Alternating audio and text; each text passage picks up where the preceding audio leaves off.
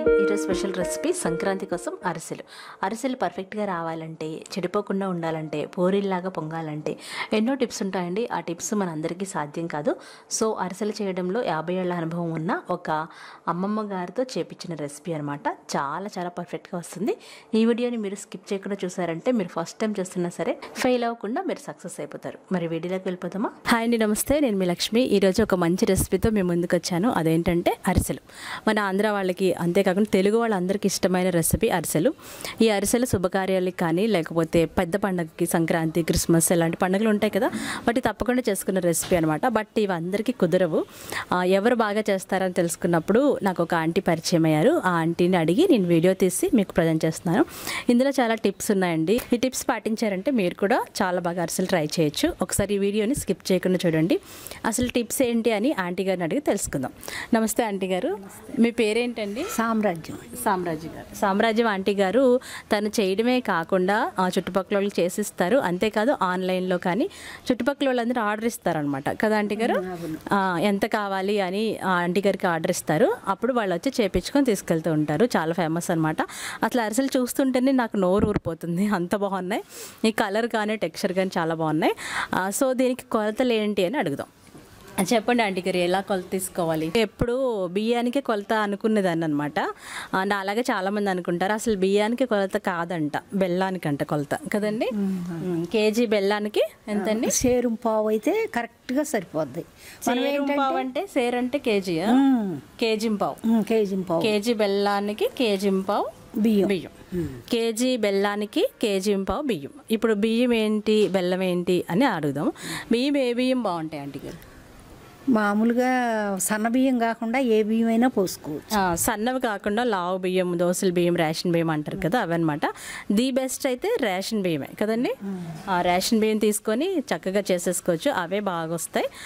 బెల్లం ఏది తీసుకోవాలండి గారు? బెల్లం ఆర్గానిక్ బెల్లం అండి. ఆర్గానిక్ బెల్లం తీసుకుంటే ఏ బ్రాండ్ అయినా పర్వాలేదు. ఈ కలర్ చూడండి, అసలు కలర్ చూస్తుంటే చాలా టెంప్టింగ్గా ఉంది కదా. కలర్ రావాలంటే ఆర్గానిక్ బెల్లం తీసుకోవాలి. మెత్తగా ఉంటాయి అరిసెలు, మెత్తగా చక్కగా విరుగుతాయి. మరీ గట్టిగా కాకుండా మరీ మెత్తగా కాకుండా పర్ఫెక్ట్గా ఉంటాయి అన్నమాట. ఆర్గానిక్ బెల్లం ఏదైనా తీసుకోవచ్చు. కేజీ బెల్లానికి కేజీ పావు రేషన్ బియ్యం. నూనె ఏది వాడతారు ఆంటీ గారు? Sunflower oil. Sunflower oil. నేత అరిసెలు అంటాం కదా, అవి ఎలా చేస్తారు? అవి నేతి అచ్చగా నెయ్యి పోసి చేస్తాం. ఇంకా పాకం కూడా చాలా పర్ఫెక్ట్గా చూపించారు. మీరు వీడియోని ఒకసారి స్కిప్ చేయకుండా చూడండి. అదండి విషయం. ఇక్కడ నేను 1.5 కేజీల రేషన్ బియ్యాన్ని 2 రోజుల వరకు నానబెట్టాను. నిజానికి 1 కేజీ బెల్లానికి 1.5 కేజీ రేషన్ బియ్యం సరిపోతాయి అన్నారు కదా ఆంటీ. కానీ ఎందుకైనా మంచిదని బియ్యం తీరు, బెల్లం తీరుని బట్టి ఒక్కొక్కసారి ఎక్కువ పడతాయి అన్నమాట.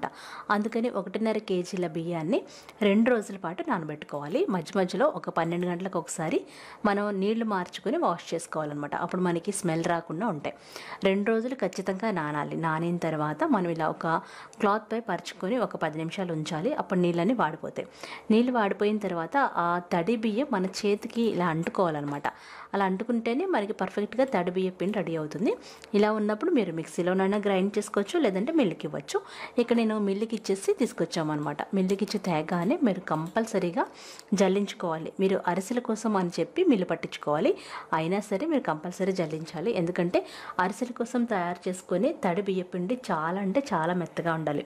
ఇది మరొక టిప్ అనమాట. చక్కగా ఇలా జల్లించుకొని ఇలా గట్టిగా అదిమి పెట్టుకోవాలి. ఎందుకంటే మనం పాకం పట్టి పాకంలో వేసే వరకు ఈ తడి బియ్య పిండి అసలు డ్రై అవ్వకూడదు. అందుకోసం ఇలా గట్టిగా అదిమి పెట్టుకోవాలి. ఈ బామ్మగారితో నేను చక్కగా చేయించాను అనమాట. చాలా టిప్స్ చెప్పారు. ఇది కూడా ఒక ఇంపార్టెంట్ స్టెప్. ఇప్పుడు మనం ఆర్గానిక్ బెల్లమే తీసుకోవాలి. ఇలా దిమ్మలాగా ఉంటుంది కదా, అది మ్యాక్సిమం ఆర్గానిక్ బెల్లమే అవుతుంది. మంచి కలర్ కూడా వస్తాయి. దీన్ని చక్కగా తురిమేసి మనం ఒక లోతుగా ఉన్న గిన్నెలో వేసుకోవాలి. మీకు నచ్చినట్లయితే అందులో 2 టేబుల్ స్పూన్ల పంచదార వేసుకోండి. ఒక అరకప్పు వరకు నీళ్లు పోసుకోండి. అంటే మనం ఎంత చేస్తున్నామో ఆ బెల్లం ములిగేంత వరకు నీళ్లు పోస్తే సరిపోతుంది. మరీ ఎక్కువైతే పాకం రావడానికి చాలా టైం పడుతుంది అనమాట. ముందు 5 నిమిషాలు హై ఫ్లేమ్లో పెట్టుకొని ఇలా చక్కగా నురుగ్గా వస్తుంది కదా, అలా వస్తూ ఉన్నప్పుడు మనం కలుపుకుంటూ ఉండాలి. హై ఫ్లేమ్లో 5 నిమిషాలు పెట్టిన తర్వాత మీడియం ఫ్లేమ్లో పెట్టేసుకొని కలుపుకుంటూ ఉండాలి. మనకి కలర్ చేంజ్ కూడా అవుతుంది. ఆర్గానిక్ బెల్లం వాడినట్లయితే మీరు ఫిల్టర్ చేయాల్సిన అవసరం లేదు. ఈ ఆర్గానిక్ బెల్లం అయితేనే మీకు అరిసెలు పర్ఫెక్ట్గా వస్తాయి అనమాట. ఈ బెల్లంలో సాగుడు తొక్కుడు గుణం ఉంటుంది. అప్పుడు మనకి చక్కగా ఇలా గమ్మీగా ఉండి చాలా బాగా అరిసెలు అనేవి వస్తాయి. గట్టిగా రాకుండా మెత్తగా చక్కగా వస్తాయి అన్నమాట. ఇలా బెల్లాన్ని ఒక 20 నిమిషాలు 25 నిమిషాల వరకు మీరు పాకం పట్టుకుంటూనే ఉండాలి. ఇలా కలుపుతూ ఉండాలి. కొంచెం కలర్ మారింది చూడండి. ఇప్పుడు కొంచెం నీళ్లు తీసుకొని అందులో కొంచెం పాకాన్ని వేసుకొని మనం దగ్గరికి చేయాలి. దగ్గరికి చేస్తే అది ఉండలాగా కట్టాలి, అంటే జెల్లీలాగా ఫామ్ అవ్వాలన్నమాట. ఇప్పుడు చూడండి ఇలా జారిపోతూ ఉంది కదా, ఇది మనకి పర్ఫెక్ట్గా వచ్చినట్టు కాదు. మరొక 5 నిమిషాల వరకు టైం పడుతుంది. మీరు జాగ్రత్తగా ఓపిక్గా అక్కడే ఉండి పాకం పట్టుకోవాలి. పాకం వచ్చే టైంలో మాత్రం మీరు అస్సలు కదలకూడదు. ఇప్పుడు ఒక 5 నిమిషాలు అయిన తర్వాత మరొకసారి చూద్దాము. ఇలా చూడండి, బామ్మగారు దగ్గరికి చేస్తున్నారు కదా, ఇలా దగ్గరికి చేసేటప్పుడు అది మనకి జెల్లీలాగా ఫామ్ అవ్వాలి, అంటే నొక్కితే నొక్కబడాలన్నమాట. మంచి కలర్ కూడా ఈ ఆర్గానిక్ బెల్లం వల్లే వస్తుంది. చూడండి ఇలా చక్కగా తీసుకొని ఈ వాటర్లో వేసి కొంచెం ఎక్కువే తీసుకోవాలి. దీన్ని ఇలా దగ్గరికి చేస్తే మనకి జెల్లీ సిరప్ లాగా ఫామ్ అవ్వాలన్నమాట. దీన్నే ఉండపాకం అని అంటారు తెలుగులో. అలా అంతే, కానీ మరీ గట్టిగా అవ్వకూడదు. ఈ పాకం ముదిరిపోతే గట్టిగా వస్తాయి, లేతగా ఉంటే మాత్రం మీకు అరిసె అనేది నూనెలో వేయగానే విడిపోతుంది. సో అందుకోసం మీరు పర్ఫెక్ట్గా పాకం చూసుకోవాలి. 20 నిమిషాల టైం అయితే కంపల్సరీ పడుతుంది. ఈ టైమింగ్ కూడా మీరు గుర్తుపెట్టుకోండి. చూడండి మనకి పాకం పర్ఫెక్ట్గా వచ్చేస్తుంది. ఇలా పాకం రాగానే మీరు వెంటనే అందులో ఒక 2 టేబుల్ స్పూన్ల వరకు నెయ్యి వేసుకోండి. అలాగే మనం పక్కన పెట్టుకున్నాం కదా, అలాగే మంట లో ఫ్లేమ్లో పెట్టుకొని పక్కన పెట్టుకున్న తడి బియ్య పిండిని మనం వెంటనే వేస్తూ కలుపుతూ ఉండాలి. ఈ అరిసెలు చేయడానికి ముగ్గురు ఉంటే మనకి పర్ఫెక్ట్గా త్వరగా అయిపోతుందండి. పాకం రాగానే లో ఫ్లేమ్లో 1 నిమిషం పాటు అలాగే పొయ్యి మీద ఉంచి పిండి వేస్తూ కలపాలన్నమాట. ఒకరు పట్టుకొని ఒకరు కదుపుతూ ఉండాలి. 1 నిమిషం వరకు పొయ్యి మీద వేయాలి. తర్వాత స్టవ్ ఆఫ్ చేసేసి కింద పెట్టుకొని మీరు చక్కగా పిండి అంతా వేసుకోవాలి. పిండి కూడా ఫోల్డింగ్ కన్సిస్టెన్సీలో రావాలన్నమాట. ఇలా పాకం వేసి పిండి తిప్పడానికి కొంచెం బలం కావాలన్నమాట. సో అందుకోసం మన ఇంట్లో ఉన్న మగపిల్లల్ని ఎవరినైనా ఇంక్లూడ్ చేసుకోవచ్చు. ఇలా చక్కగా కలుపుతూ ఉండాలి. ఎక్కువ టైం వేస్ట్ చేయకూడదు అనమాట. వెంటనే వేసేస్తూ ఉండాలి. చక్కగా ఇలా తిప్పుతూ ఉండాలి. అప్పుడు మనకి ఈ పిండి పాకంలో బాగా కలుస్తుంది. స్టవ్ ఆఫ్ చేసేసి కలుపుకోవాలి. ఈ లోపుగా మనం డీప్ ఫ్రైకి సరిపడా నూనెని కాగబెట్టుకోవాలి. రిఫైండ్ ఆయిలే వాడాలి. ఒకవేళ మీకు నేతి అరిసెలు కావాలనుకుంటే నెయ్యి పొయ్యి మీద పెట్టుకుని వేడి చేసుకోండి. ఇలా బాగా కలపాలి. ఒక 5-6 నిమిషాలు కలుపుతూ పిండంతా ఒకేసారి పోయకూడదు, కొంచెం కొంచెం వేసుకుంటూ ఇలా కలుపుకుంటూ ఉండాలన్నమాట. ఇలా బాగా కలిపితే ఈ పిండి మనకి ఫోల్డింగ్ కన్సిస్టెన్సీ రావాలి. ఇది చలిమిడిలాగా తయారవుతుంది కదా, చలిమిడి పాకం వేరండి. మళ్ళీ ఇలా చక్కగా తయారైనప్పుడు ఇది ఫోల్డింగ్ కన్సిస్టెన్సీ అంటారనమాట. ఇలా రావాలి. 1 కేజీ బెల్లానికి 1.25 కేజీల బియ్యం కరెక్ట్గా సరిపోతాయండి. బియ్యం పిండి బెల్లం తీరుని బట్టి ఒక్కొక్కసారి ఎక్కువ పిండి పడుతుంది అనమాట. అందుకే మనం కొంచెం ఎక్కువ బియ్యాన్ని మరాడించి పక్కన పెట్టుకుంటాం. ఇలా చూడండి, ఇలా ఫోల్డింగ్ కన్సిస్టెన్సీ రావాలి. పాకం ఇలా జారుగా జారాలి. మీకు మంచి ఆర్గానిక్ బెల్లం అయితేనే ఇలా వస్తుంది, లేదంటే అరిసెలు గట్టిగా వచ్చేస్తాయి. ఇలా వచ్చిన తర్వాత దీని మీద మూత పెట్టేసి మనం అరిసెలు చేసేసుకోవడమే. ఇదే మనకి పర్ఫెక్ట్ కన్సిస్టెన్సీ. ఇందులో యాలకుల పొడి లాంటివి ఏం వేయమండి, ఎందుకంటే అరిసెలకి సహజమైన స్మెల్ ఉంటుంది. అదే మనకి చాలా బాగా నచ్చుతుంది అనమాట. సో ఇలా బాగా కలిపి మూత పెట్టేసి పక్కన పెట్టుకోండి నూనె కాగేంత వరకు.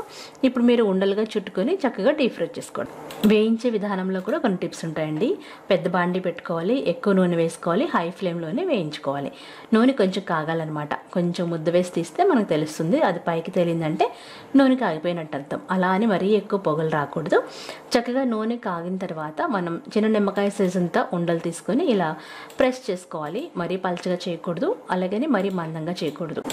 నూనె పేపర్ మీద కానీ లేకపోతే అరటాకు మీద కానీ దేని మీద అయినా మనం ఇలా ప్రెస్ చేసుకోవాలన్నమాట. నూనె కాగేలోపు మనం అరిసెలు తీసుకోవచ్చు అనమాట. మీకు ఎంత సైజు కావాలో అంత సైజు తీసుకోవచ్చు. ఒకసారి చలిమిడి చూడండి, ఇలా లూజ్గా ఉంది కదా, ఇలా లూజ్గా ఉంటేనే మీకు పూరిలాగా పొంగే అరిసెలు, చక్కగా మెత్తగా ఉండే అరిసెలు తయారవుతాయి. పక్కన మనం అరిసెలు ఒత్తుకోవడానికి కూడా ఇలాంటివి ఉంటాయన్నమాట. అవి లేకపోయినా వేరే షేప్లో ఉంటాయి, అవైనా పక్కన పెట్టుకోవచ్చు, లేదంటే అట్ల కాడలతో కూడా ఒత్తుకోవచ్చు. చూడండి, నేను ఇక్కడ మీడియం సైజ్ కావాలని అడిగాను అనమాట. అందుకని ఇలా మీడియం సైజులో ప్రెస్ చేస్తున్నారు. నూనె పేపర్కి అలాగే చేతికి నూనె రాసుకొని ఇలా మీడియం సైజులో అరిసెలు ఒత్తుకోవాలి. నూనె కాగిన వెంటనే మనం బాండిలో 2 అరిసెలు చొప్పున వేసుకొని హై ఫ్లేమ్లోనే మనం వేయించుకోవాలి. హై ఫ్లేమ్లో వేస్తేనే మనకి పర్ఫెక్ట్గా వస్తాయి. అలాగే అరిసె వేసిన వెంటనే అది పొంగదనమాట. అది రివర్స్ చేసిన తర్వాత పొంగుతుంది. అలాగే మనకి ఒక 30 సెకండ్స్ 40 సెకండ్స్లో మనకి తీసేయాలి అరిసె, ఎందుకంటే నల్లగా అయిపోతుంది. మనం హై ఫ్లేమ్లో వేయిస్తున్నాం కాబట్టి నల్లగా అవ్వకముందు తీసేసి ఇలా గట్టిగా ప్రెస్ చేస్తే ఎక్స్ట్రా నూనె అంతా మనకి ఆ నూనెలో వెళ్ళిపోతుంది. దీన్ని తీసి పక్కన పెట్టుకోవాలి. అరిసెలు తీసేసి పక్కన పెట్టుకోవాలి. ఇలా 2 3 చొప్పున వేసుకోండి. అరిసె వేయగానే మనకి అది పొంగదు, అది రివర్స్ చేసిన తర్వాత పొంగుతుంది. హై ఫ్లేమ్లోనే మీరు వేయించుకోవాలి. మీకు కావాల్సినంత సైజులో వేయించుకోవాలి. మీకు నువ్వుల అరిసెలు కావాలనుకుంటే నువ్వులు కొంచెం మజ్జిగలో నానబెట్టి ఒక 5 నిమిషాలు ఆ నువ్వుల్ని ఇలా అరిసెల మీద అద్దుకొని కూడా వేసుకోవచ్చు, లేదా పాకం పట్టేటప్పుడు నువ్వులు కూడా వేసుకోవచ్చు. అంతే చూడండి, ఇలా బ్యాచెస్ వైజ్గా మనం వేయించుకోవాలన్నమాట. నూనె బాగా కాగిపోయినట్టు అనిపిస్తే ఒక 10 నిమిషాల వరకు మీరు మీడియం ఫ్లేమ్లో పెట్టుకొని వేయించుకోవచ్చు. ఇలా మంచి కలర్ రావాలన్నమాట. మీరు వెంటనే తీయకపోతే అరిసె అనేది నల్లగా అయిపోతుంది. చూడండి, వేసి దాన్ని తిరిగేసిన తర్వాత అరిసెలు పూరీల్లాగా పొంగుతాయి. సో ఈ టిప్స్ అన్నీ నాకు సామ్రాజ్యం ఆంటీ గారు చెప్పారండి, అందుకని మీకు ఈ టిప్స్ అన్నీ రివీల్ చేస్తున్నాను. చూడండి ఎంత బాగా వచ్చినాయి కదా అరిసెలు. ఈ టిప్స్ పాటించి మీరు కూడా సంక్రాంతికి పర్ఫెక్ట్ అరిసెలు చేసుకోండి. ఈ అరిసెలు కావాలంటే కూడా ఆంటీ గారు నెంబర్ ఇస్తాను నేను, కావాలంటే మీరు పింక్ చేయండి.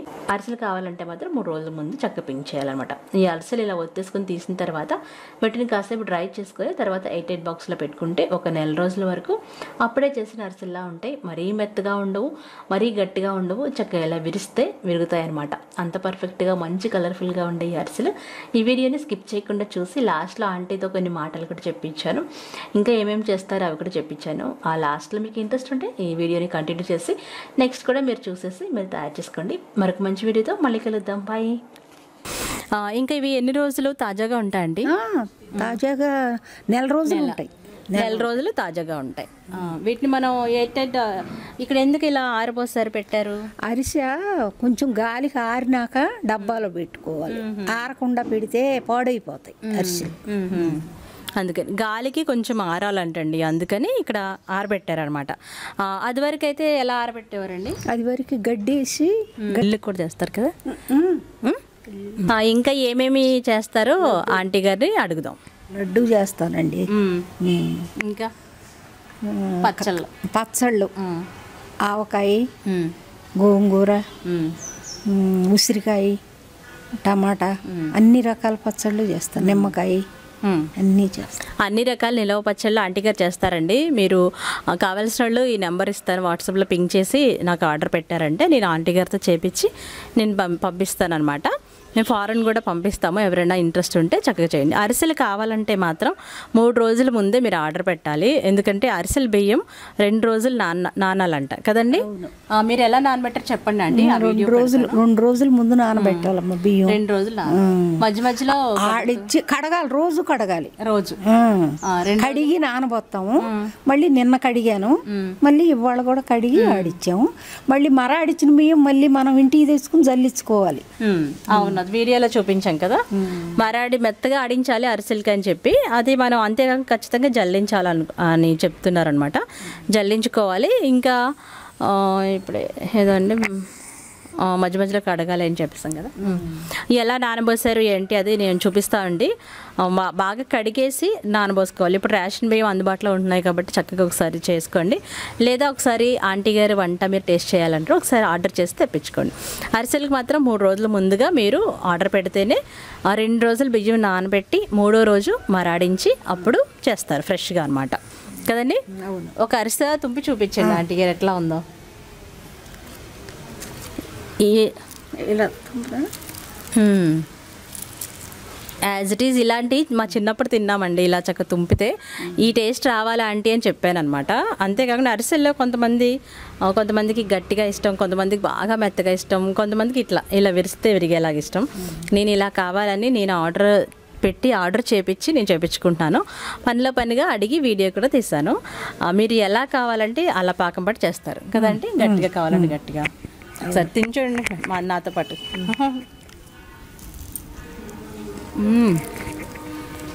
చాలా బాగుందండి, బాగున్నాయి, బాగా కుదిరినాయండి. అరిసెలు అందరికీ రావు, సో ఒకసారి మీరు ఆంటీ గారితో చేపించుకోండి.